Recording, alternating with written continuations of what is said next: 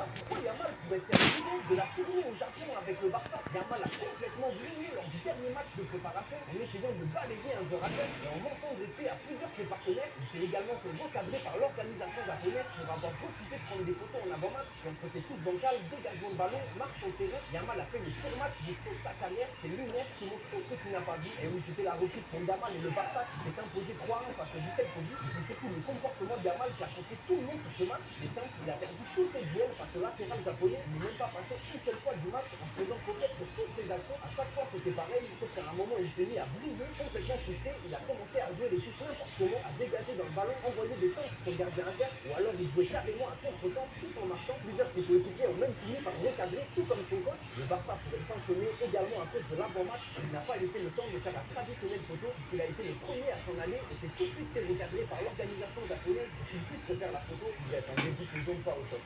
Mais les gars, pourquoi Yamal pourrait se faire Parfaitement blanc. Il y a bien longtemps, un petit pays de North Blue, par son architecture et sa flore remarquables, attirait des visiteurs du monde entier. Sur place, que ce soit le sol, les façades des bâtiments, les fontaines ou même la végétation, tout était plus blanc que neige. Tous ceux qui le visitaient évoquaient une nation d'une beauté rare, quasi irréelle, digne d'un conte de fées.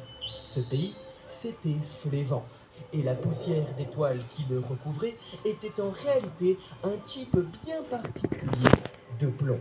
Un minerai unique au monde nommé le blanc de Saturne, ou plus simplement le Cérus. En des temps immémoriaux, une quantité inouïe de cet élément avait été découverte dans les sous-sols du royaume.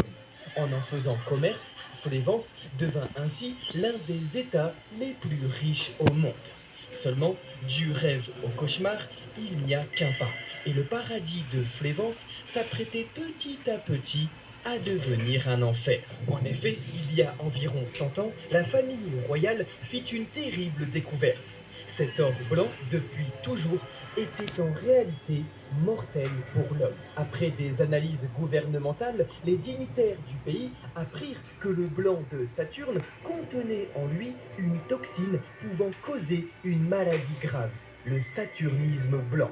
Mais pour ne pas nuire au commerce prospère de ce minerai unique, il fut décidé de ne pas en informer la population. Ainsi, durant des décennies, Flévence continua de prospérer et aucune noirceur ne semblait pouvoir venir obscurcir le blanc écarlate dans lequel venait de naître un petit garçon.